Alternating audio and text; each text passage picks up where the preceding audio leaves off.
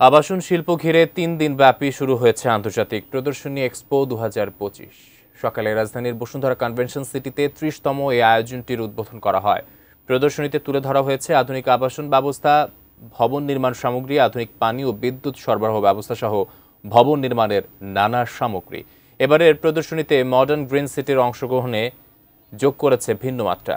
মেলার সময়ে গ্রাহকদের তারা দিচ্ছে বিশেষ ছাড় ও উপহার সামগ্রী।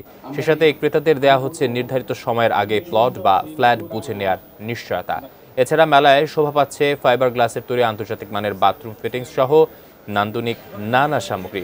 প্রদর্শনীটি সকাল 10:30 থেকে শুরু হয়ে শেষ হবে রাত 8টায়।